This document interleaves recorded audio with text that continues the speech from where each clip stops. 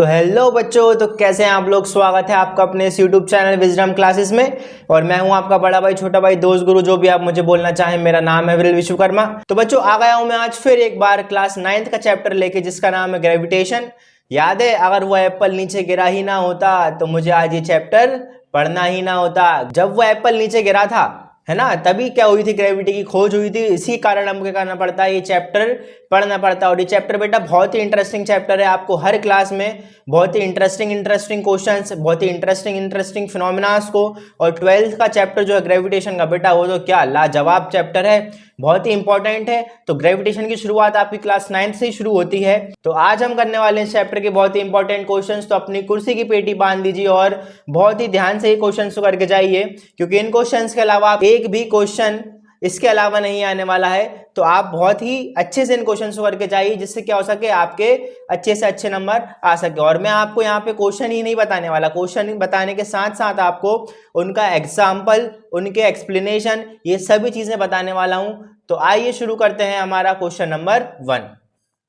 देखिए बेटा, question number 1 क्या बोलता है, state and explain Newton's law of gravitation. है ना, आपको दिख रहा है ना स्क्रीन पे, क्या लिखा है question number 1, state and explain Newton's law of gravitation. अच्छा, अब जो ग्रेविटेशन की डिस्कवरी करी थी वो कौन से साइंटिस्ट ने करी थी, न्यूटन ने करी थी।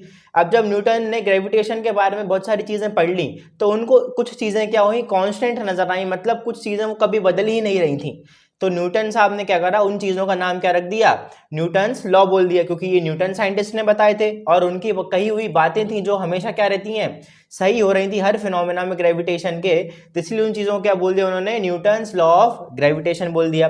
तो आइए अब देखते हैं कि न्यूटन लॉ ऑफ ग्रेविटेशन आखिर बोलता क्या है। तो देखिए क्या लिखा है आंसर में, Newton law of gravitation state that, ये क्या बोलता है, ये स्टेट करता है that every object in the universe attract every object. मतलब हर एक ऑब्जेक्ट यूनिवर्स में, जो भी यूनिवर्स के अंदर है, वो हर एक ऑब्जेक्ट एक दूसरे को क्या करता है, अट्रैक्ट करता है with a force that is directly proportional to the product of mass. है ना, तो आइए मैं आपको धीरे धीरे समझाता हूं। तो पहला पॉइंट तो क्या लिखा हुआ है इन्होंने कि every object in the universe attract every other object.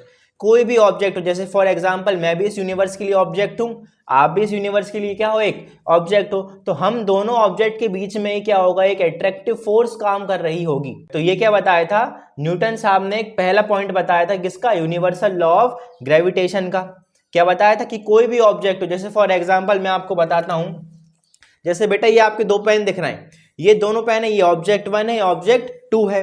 अब ये दो ऑब्जेक्ट जब यूनिवर्स में प्लेस है, यूनिवर्स मतलब आपको पता है ना, मैंने आपको पिछली वीडियोस में यूनिवर्स समझाया हुआ है। तो ये जो दोनों ऑब्जेक्ट हैं, object number 1 and object number 2, तो ये दोनों ही ऑब्जेक्ट के बीच में एक फोर्स काम कर रही होती है, जिसको क्या बोलते हैं हम, जिसको हम बोलते हैं फोर्स ऑफ अट्रैक्शन। आया समझ में। तो यही क्या होता है, यूनिवर्सल लॉ ऑफ ग्रेविटेशन बोलता है। अच्छा, इसको यूनिवर्सल क्यों बोल रहा है, क्योंकि ये लॉ जो है हर जगह काम होगा। अगर आपके स्पेस में, यूनिवर्स में कोई भी दो ऑब्जेक्ट रखें, जैसे फॉर एग्जांपल अर्थ है और मून है, वो भी दोनों क्या है, यूनिवर्स के लिए ऑब्जेक्ट हैं, तो उन दोनों के बीच में भी क्या होगा, एक अट्रैक्टिव फोर्स काम कर रही होगी, है ना, जिसको हम क्या बोलते हैं, अट्रैक्टिव फोर्स का ही नाम अलग अलग हो सकता है बेटा, है ना। तो हमको फिलहाल इतने ही जानना है कि यूनिवर्सल लॉ ऑफ ग्रेविटेशन क्या बोलता है। आइए देखिए, अब जो फोर्स लग रही है इन दोनों ऑब्जेक्ट के बीच में, जो आपको मैंने दोनों पेन के बीच में फोर्स लगा के दिखाई, जो फोर्स लग रही है इन दोनों के बीच में अट्रैक्टिव नेचर की, ये जो फोर्स होती है किस पे डिपेंड करती है, ये directly proportional to the product of their masses. ये दोनों मास, दोनों ऑब्जेक्ट के मासेस के मास पे क्या होती है, डायरेक्टली प्रोपोर्शनल होती है। डायरेक्टली प्रोपोर्शनल मतलब पता है बेटा क्या होता है, नहीं पता, अरे यार टेंशन क्यों ले रहा है, तुम्हारा बड़ा भाई बैठा है, सब बताएगा अभी। देखो डायरेक्टली प्रोपोर्शनल मतलब क्या होता है, देखो बेटा फॉर एग्जांपल अगर ये कोई ऑब्जेक्ट है, अगर इस ऑब्जेक्ट का मैं मास बढ़ाऊं, तो इसके अलावा जो फोर्स लग रही थी इन दोनों ऑब्जेक्ट के बीच में, वो फोर्स बढ़ेगी या कम होगी।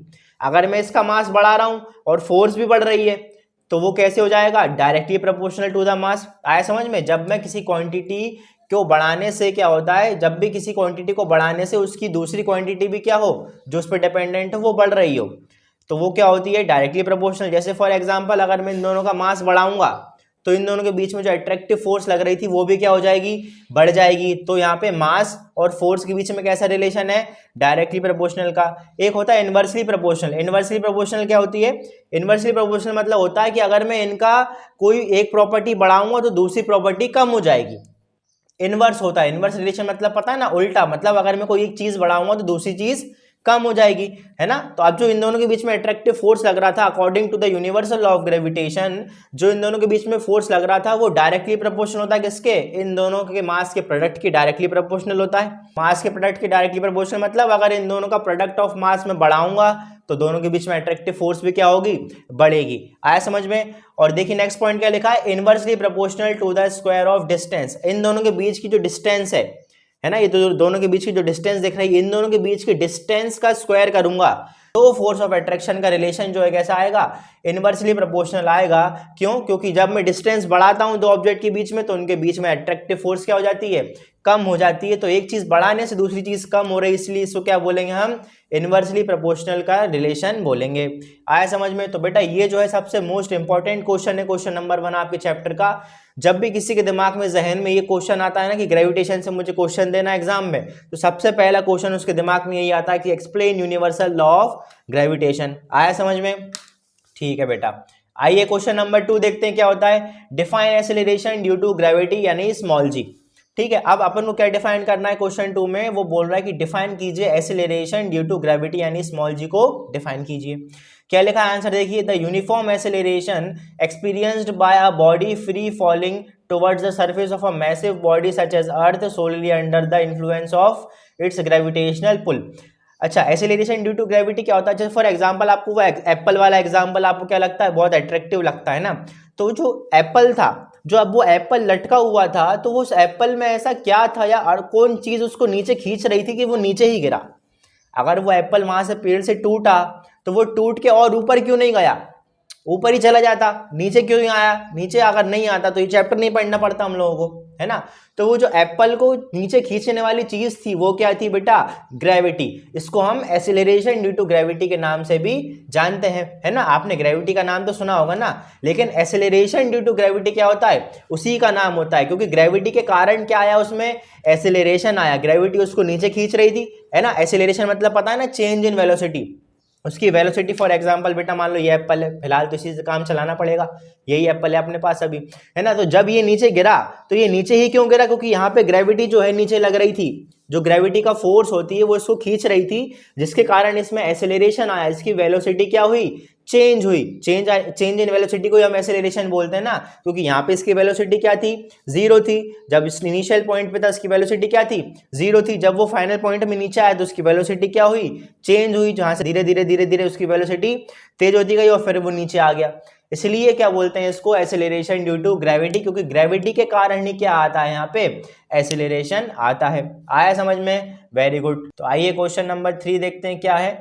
क्वेश्चन नंबर 3 बोलता है what are the key difference between mass and weight. अच्छा, अब दो क्वांटिटी होती है, एक होता है मास और एक होता है वेट। जब भी मैं आपसे पूछता हूँ बेटा आपका वजन कितना है, तो मैं क्या पूछ रहा हूँ आपसे, आपका मास पूछ रहा हूँ या आपका वेट पूछ रहा हूँ, या फिर आप बताते हो कि भैया हमारा वजन तो 55 किलो है, 60 किलो है, तो आप मुझे क्या बता रहे हो, आप मुझे मास बता रहे हो या फिर वेट बता रहे हो।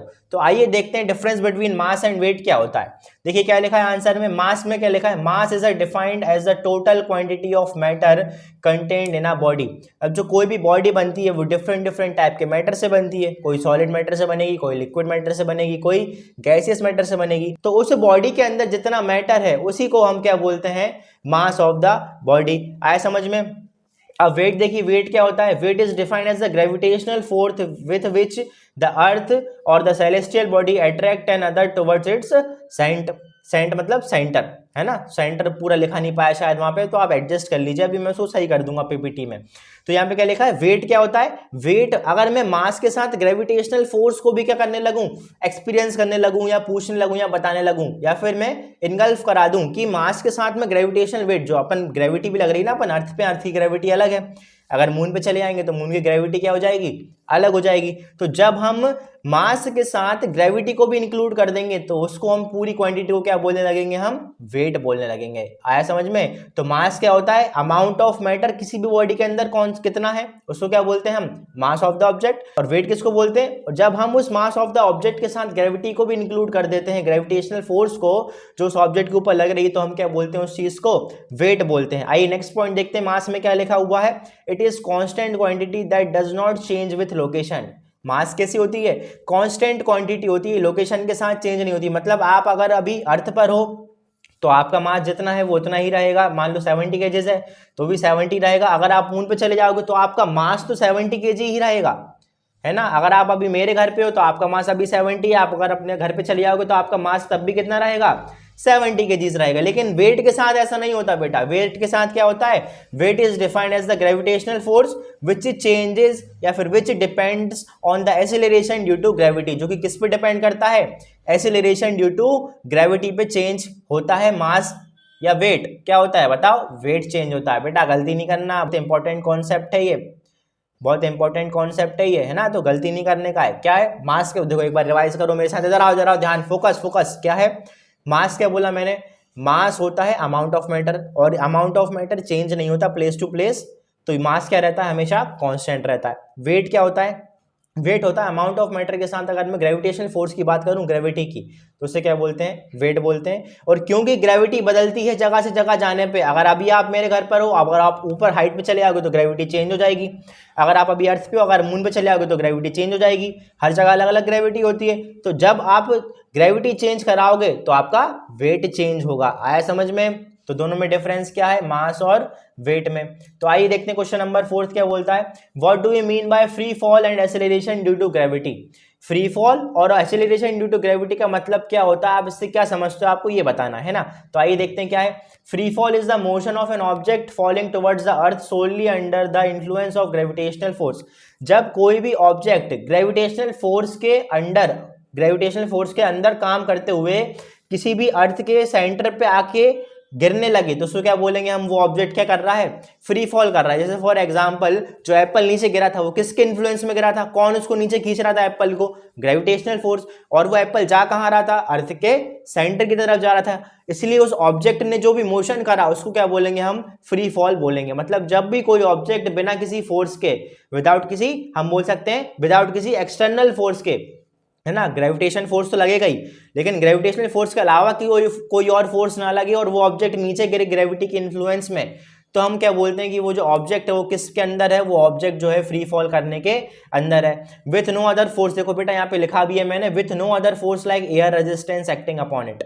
कोई अदर फोर्स नहीं लगना चाहिए ग्रेविटेशनल फोर्स के अलावा, सिर्फ क्या लगेगा, ग्रेविटेशनल फोर्स लगेगा। और अदर फोर्स जैसे एयर रेजिस्टेंस, वाटर रेजिस्टेंस, ये सारे फोर्स नहीं लगेंगे बेटा, है ना। आपको शायद ये नाम नए नए लग रहे होंगे, लेकिन कॉन्सेप्ट होता है। तो आइए देखते हैं अगला क्वेश्चन नंबर 5 क्या बोलता है, why is the weight of the object on the moon is 1/6 of its weight of the earth. अगर मैं मान लो यहाँ पे क्या हूँ, 70 किलो का हूँ फॉर एग्जाम्पल, मान लो, है ना। 70 का नहीं हूँ भाई मैं, बहुत ज़्यादा वेट है मेरा, लेकिन हेल्दी हूँ मैं। आपको देख वीडियो में बहुत छोटा रहूँगा, लेकिन मैं बहुत हेल्दी हूँ। अच्छा आइए वापस जोक्स अपार्ट, क्या बोल रहे थे कि जो वेट है आपका अर्थ पे, फॉर एग्जाम्पल मान लो अभी मेरा वेट फॉर एग्जाम्पल के लिए 70 किलो का है, तो क्या मैं मून पे चला जाऊँगा तो भी मेरा वेट 70 किलो ही रहेगा। तो आंसर क्या है इसका, नहीं। जब मैं अर्थ पे रहूंगा तो मेरा वेट अगर 70 किलो है, तो जब मैं मून पे चला जाऊंगा तो वहां पे भी 70 किलो नहीं होगा। क्यों, क्योंकि अर्थ की ग्रेविटी अलग है और मून की ग्रेविटी अलग है। और मैं बात किसकी कर रहा हूँ, ग्रेविटी की बात कर रहा हूँ। तो ग्रेविटी तो अर्थ पे अलग है, जब मून पे अलग है, तो ग्रेविटी के ऊपर कौन डिपेंड करता है, मास या वेट, तो वेट डिपेंड करता है। तो जब ग्रेविटी चेंज हो रही है तो वेट भी क्या होगा, चेंज होगा। अगर अर्थ पे आप 70 किलो के, तो आप वहां पे 70 किलो से क्या हो गए, कम के हो गए। कम के क्यों हो गए, ज्यादा के क्यों नहीं हो सकते, क्योंकि अर्थ की ग्रेविटी से मून की ग्रेविटी क्या है, कम होती है। अर्थ पे ग्रेविटी क्या है, ज्यादा है, मून पे ग्रेविटी क्या है, कम है। तो आइए देखिए इसका रीजन क्या लिखा है, weight depends on the gravitational pull on the planet. Weight किस पे डिपेंड करता है, ग्रेविटेशनल पुल पे। ग्रेविटेशनल पुल मतलब बेटा ग्रेविटी, ग्रेविटी को ही क्या नाम दिया है हमने, दूसरा ग्रेविटेशनल पुल। तो वेट किस पे डिपेंड करता है, ग्रेविटेशनल पुल पे डिपेंड करता है प्लैनेट के। Because the moon has much less mass and smaller radius than earth. Earth की रेडियस से क्या है, मून की रेडियस छोटी है, मतलब अर्थ का साइज क्या है, बड़ा है मून के कंपेयर में। Earth its gravitational pull is much weaker. तो अर्थ का ग्रेविटेशनल पुल के बारे में अगर हम बात करें तो वो क्या है, अलग है। और मून के ग्रेविटेशनल पुल के बारे में बात करें तो वो क्या है, अलग है। तो the moon gravity is only 1/6 of the earth gravity. जो मून की ग्रेविटी है वो अर्थ की ग्रेविटी से कितनी है, 6 टाइम्स कम है। इसलिए क्या लिखा है, 1/6 लिखा है। अगर ज्यादा होती तो क्या लिखते, 6th टाइम, लेकिन 1/6 लिखा है। इसका मतलब क्या है कि मून की ग्रेविटी अर्थ की ग्रेविटी से 6 गुना कम है ना। Making an object weight 1/6 as much there. तो यहाँ पे जो वेट होगा अर्थ का, ऑब्जेक्ट, किसी भी ऑब्जेक्ट का अर्थ के ऊपर जो वेट होगा, मून के वेट से क्या होगा, मून का वेट पे उस पर 1/6 लग जाएगा, है ना। तो मून का वेट क्या होगा, कम होगा। अरे बच्चों नेक्स्ट क्वेश्चन देखते हैं हमारा क्या है, नेक्स्ट क्वेश्चन है what is point force and in which direction does it act. आपको पॉइंट फोर्स के बारे में पता होगा, पॉइंट फोर्स क्या होता है, अगर नहीं पता तो मैं बताता हूँ, है ना। और ये भी बताना है कि ये किस डायरेक्शन में एक्ट होता है, तो पॉइंट फोर्स की डेफिनेशन भी बताना और ये भी बताना है कि ये किस डायरेक्शन में एक्ट हो रहा है यानी लग रहा है। देखिए क्या लिखते हैं, आइए देखें डेफिनेशन क्या लिखी है। डेफिनेशन में है the upward force exerted by a fluid, liquid और gases on an object that is immersed in it is called a buoyant force और upthrust। तो buoyant force को बेटा क्या बोलते हैं, upthrust भी बोला जाता है। buoyant force बोल लो या upthrust बोल लो, दोनों क्या है, सेम ही नाम है। से एक लड़के के या फिर किसी एक लड़की के दो नाम हो सकते हैं ना, स्कूल में उसको अलग नाम से पुकारते होंगे और घर पे उसको अलग नाम से पुकारते होंगे। तो ऐसी buoyant force का दूसरा नाम क्या है आपका, upthrust। अच्छा ये तो समझ में आ गया, लेकिन अब इसका काम क्या होता है और buoyant force होता क्या, ये देखते हैं आइए। तो क्या लिखा हुआ है देखिए यहाँ पे, the upward force exerted by a fluid, liquid or gases on an object that is immersed in it। तो अब ऐसा फोर्स, जैसे फॉर एग्जांपल मान लो मैं पानी में अंदर चला गया, ठीक है, मैं पानी में डूब रहा हूँ। अब जब मैं डूब रहा हूँ तो मैं पानी के नीचे जाऊंगा, तो पानी भी मेरे ऊपर फोर्स लगाएगा। क्यों, क्योंकि दोनों ऑब्जेक्ट क्या होते हैं, एक दूसरे के ऊपर फोर्स लगाते हैं, अट्रैक्शन का हो या फिर रिपल्शन का हो, है ना। तो जब पानी मेरे ऊपर फोर्स लगाएगा ऊपर ऊपर की डायरेक्शन में, मैं नीचे जा रहा हूँ तो पानी मुझे फोर्स का लगाएगा ऊपर की डायरेक्शन में। तो वो जो पानी फोर्स लगाता है ना, उसी फोर्स को क्या बोलते हैं हम, बॉयंट फोर्स बोलते हैं। आया समझ में। और इसको क्या देखिए क्या लिखा है, upward force exerted by a fluid. Fluid मतलब क्या होता है, लिक्विड और गैस दोनों हो सकते हैं। फ्लूइड मतलब ये अकेला नहीं होता कि लिक्विड ही अकेला है, फ्लूइड मतलब क्या होता है, लिक्विड और गैस दोनों। आया समझ में। अपवर्ड फोर्स, ये अपवर्ड फोर्स है, अपवर्ड डायरेक्शन में लगता है जनरली, क्योंकि कोई भी फ्लूइड हो उसके अंदर ऑब्जेक्ट जब डालोगे तो ऑब्जेक्ट हमेशा नीचे ही आता है जनरली, 100% तो नहीं बोल सकते, लेकिन मैक्सिमम केसेस में क्या होता है, जब भी फ्लूइड के अंदर आप कोई भी ऑब्जेक्ट डालते हो तो उसके अंदर ही आता है। तो जब आप अंदर आ रहे हो मतलब आपका मोशन कहाँ है, नीचे की डायरेक्शन में, है ना। तो अपथ्रस्ट फोर्स जो है या फिर जो बॉयंट फोर्स है वो कहाँ लगेगा, अपवर्ड डायरेक्शन। आया समझ बॉयंट फोर्स। ठीक है, अब इसकी डायरेक्शन देखते हैं, इसकी डायरेक्शन क्या है, कहाँ कहाँ लगेगा ये। It always act in the upward direction, ये हमेशा कहाँ लगता है, अपवर्ड डायरेक्शन में लगता है, opposite to the direction of gravity. हमेशा कहाँ लगेगा, ग्रेविटी के अपोजिट डायरेक्शन में। अगर ग्रेविटी ऊपर लगेगी तो ग्रेविटी के अपोजिट डायरेक्शन में बॉयंट फोर्स नीचे लग जाएगा, लेकिन वैसे कभी ग्रेविटी ऊपर की डायरेक्शन में कभी लगती नहीं है। ग्रेविटी हमेशा कहाँ लगेगी, always downward and towards the centre of the earth. आया समझ में। जब ग्रेविटी हमेशा के लिए नीचे है तो बॉयंट फोर्स हमेशा के लिए कहाँ हो जाएगा, ऊपर हो जाएगा। आया समझ में, बहुत ही सिंपल है ना। तो आइए नेक्स्ट क्वेश्चन देखते हैं। क्वेश्चन नंबर 7 क्या बोलता है, explain Archimedes principal and its application. बेटा बहुत ही ज्यादा इंपॉर्टेंट क्वेश्चन है। अगर इस चैप्टर से 2 क्वेश्चन आएंगे तो पहला आपको law of conservation of mass में मिलेगा या फिर law of conservation of energy में मिलेगा, और दूसरा क्वेश्चन ये आर्किमिडीज प्रिंसिपल बहुत इंपॉर्टेंट क्वेश्चन बन जाता है। तो आइए देखते हैं क्या है आर्किमिडीज प्रिंसिपल और इसके एप्लीकेशन का। एप्लीकेशन मतलब कि कहाँ कहाँ यूज होता है ना। तो देखिए क्या लिखा है, Archimedes principle states that when an object is fully or partially immersed in a fluid। Archimedes principle क्या बोलता है, ये बोलता है कि जब भी कोई एक ऑब्जेक्ट पूरी तरीके से या फिर पार्शियली तरीके से, मतलब या तो वो ऑब्जेक्ट पूरा डूबा हुआ पानी के अंदर या फिर वो ऑब्जेक्ट आधा डूबा हुआ पानी के अंदर जब डूबा होगा, तो it experiences an upward force. तो उसको ऊपर क्या लगेगा, एक अपवर्ड फोर्स लगेगा। अभी यार मैंने पिछले क्वेश्चन में बताया आपको कौन सा फोर्स लगता है, वो बॉयंट फोर्स लगता है, और वो हमेशा किस डायरेक्शन में लगता है, ऊपर लगता है, हमेशा अपवर्ड डायरेक्शन में, अपोजिट टू ग्रेविटी। अब वो जो फोर्स है उसका अमाउंट निकालने के लिए क्या होता है, आर्किमिडीज प्रिंसिपल यूज होता है। वो फोर्स कितना होता है, the force that is equal to the weight of the fluid displaced by the object. अच्छा फॉर एग्जांपल मान लो मैंने फुल ग्लास भरा हुआ है, बिल्कुल फुल भरा हुआ है। अब जब मैं उसके ऊपर कोई भी ऑब्जेक्ट अंदर डालूंगा उसके, तो जो पानी, कुछ पानी तो जो है बाहर आ जाएगा और कुछ पानी उसके अंदर बचा रहेगा। अब मुझे अगर वो फोर्स निकालना है ना कि बॉयंट फोर्स पे कितना लगा, तो जो पानी बाहर आया है जब मैंने उस ऑब्जेक्ट को डाला उसके अंदर, तो जो पानी बाहर आया है उस पानी का मैं वेट कर दूंगा, है ना। उस पानी का मैं क्या निकाल लूंगा, वेट निकाल लूंगा, तो वही क्या हो जाएगा, आपका बॉयंट फोर्स का अमाउंट हो जाएगा। आया समझ में। बेटा बहुत ही सिंपल है ना। तो देखिए क्या लिखा है, in simple terms buoyant force is equals to weight of displaced fluid, है ना। बॉयंट फोर्स का अगर मुझे अमाउंट निकालना है तो मैं क्या निकाल लूंगा, वेट निकाल लूंगा। किसका, वेट ऑफ डिस्प्लेस्ड फ्लूइड, मतलब जो पानी बाहर आया है। पूरा पानी तो बाहर नहीं आता ना बेटा, याद रखना, पूरे पानी का वेट नहीं निकालना है। किसका निकालना है, उस पानी का वेट निकालना है जो पानी कहाँ आया है, उस ऑब्जेक्ट को अंदर डालने से बाहर आया है। आया समझ में। आइए नेक्स्ट क्वेश्चन देखते हैं। हमारा क्वेश्चन नंबर 8 क्या बोलता है, अर्थ अट्रैक्ट्स एन एप्पल। अर्थ क्या करती है, एप्पल को अट्रैक्ट करती है, but the earth does not move towards the Apple. लेकिन अर्थ मूव नहीं करती एप्पल के पास, ऐसा क्यों, वाई, रीजन बताना है इसका। कि जब अर्थ एप्पल को अट्रैक्ट कर रही है और एप्पल अर्थ को अट्रैक्ट कर रहा है, तो अर्थ एप्पल के पास क्यों नहीं आती, इसका रीजन बताना है ना। देखिए क्या लिखा है answer, according to Newton second law. Newton के सेकंड लॉ के अकॉर्डिंग जो कि क्या बोलता है F is equals to M है, ये सेकंड लॉ है न्यूटन का, है ना। इसमें क्या बोलता है कि acceleration is inversely proportional to mass, कि अगर एक्सेलरेशन जो है आपका वो क्या होगा, इनवर्सली प्रोपोर्शनल होगा किसके, मास के। इनवर्सली प्रोपोर्शनल मैंने अभी आपको पहले के क्वेश्चंस में समझाया है, क्या बताया था, जब भी एक क्वांटिटी बढ़ेगी और अगर उसका रिलेशनशिप इनवर्स रिलेशनशिप है दूसरी क्वांटिटी से, तो पहली क्वांटिटी के बढ़ने से दूसरी क्वांटिटी क्या होगी, कम होगी। ये क्या कहलाता है, इनवर्स का रिलेशनशिप कहलाता है, ठीक है। तो while an apple on the earth pull each other with the same force, लेकिन अब क्या हो रहा है, जब एप्पल अर्थ को खींच रहा है और एप्पल खींच रहा है अर्थ के कारण, तो दोनों की क्या है, सेम फोर्स है ना। The earth has an immense mass, लेकिन अर्थ का मास क्या है, ज्यादा है। Therefore its acceleration is so time, इसलिए उसका एक्सेलरेशन जो होता है वो क्या होता है, छोटा होता है। क्यों, तो अभी हाल मैंने आपको बताया कि मास और एक्सेलरेशन के बीच में कैसा रिलेशनशिप है, इनवर्स रिलेशनशिप है। अगर मास ज्यादा होगा तो एक्सेलरेशन क्या होगा, कम, और एक्सेलरेशन ज्यादा होगा तो मास क्या होगा, कम। लेकिन अर्थ का मास कैसा है, ज्यादा।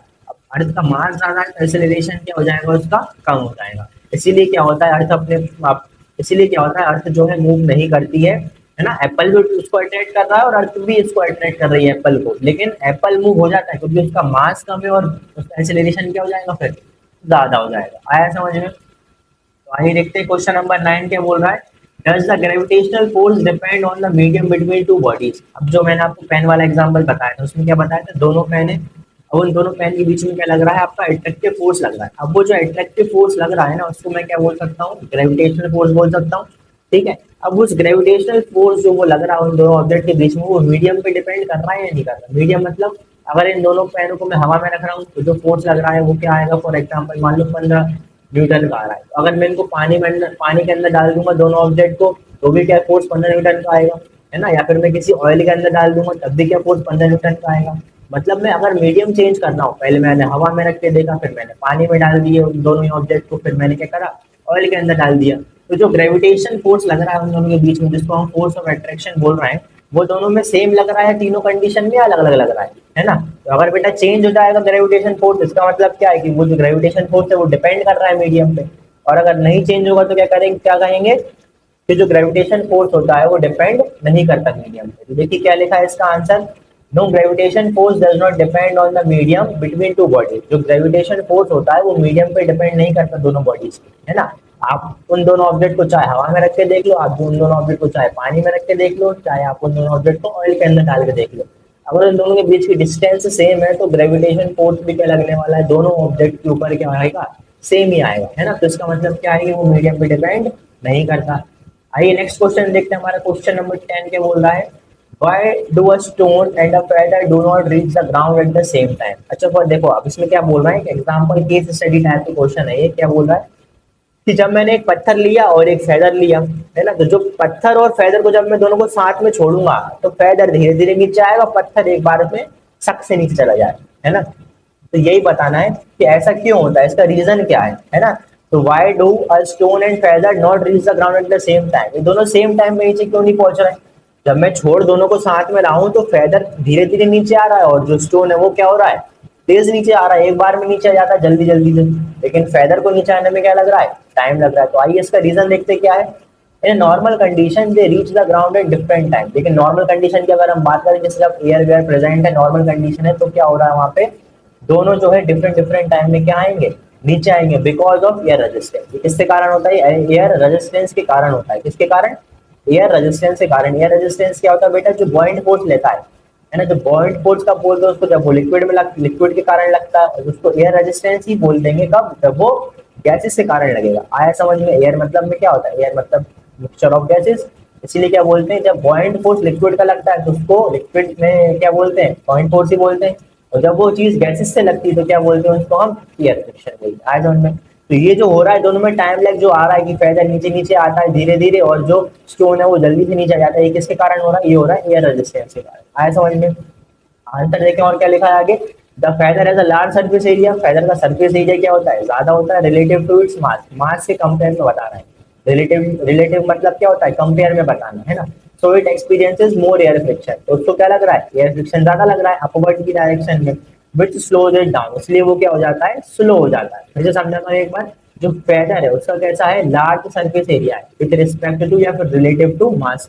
जब सरफेस एरिया ज्यादा होता है ना बेटा, तो उसको क्या लगता है, एयर फ्रिक्शन भी क्या लगेगा, ज्यादा लगेगा। अब अपवर्ड डायरेक्शन में एयर फ्रिक्शन लग रहा है और फेदर नीचे आना चाह रहा है, तो जो नीचे आने की प्रक्रिया है तो क्या हो रहा है, जो एयर फ्रिक्शन लग रहा है अपवर्ड डायरेक्शन में वो उसको स्लो डाउन कर दे रहा है।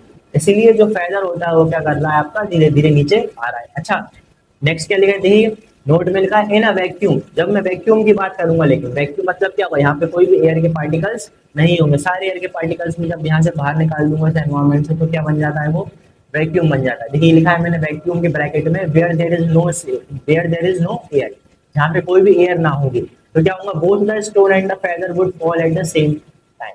दोनों ही क्या होंगे, सेम टाइम पे नीचे गिरेंगे, चाहे वो फेदर हो चाहे वो स्टोन हो। ऐसा क्यों हो रहा है, वैक्यूम में ऐसा क्या होगा कि दोनों सेम टाइम पे नीचे गिर रहे हैं। मतलब अगर मैं फेदर को और स्टोन को दोनों को साथ में नीचे गिराऊंगा तो वो नीचे ही आएंगे बिल्कुल सेम टाइम पे, अगर वो वैक्यूम में रखे हुए तो। आए समझ में।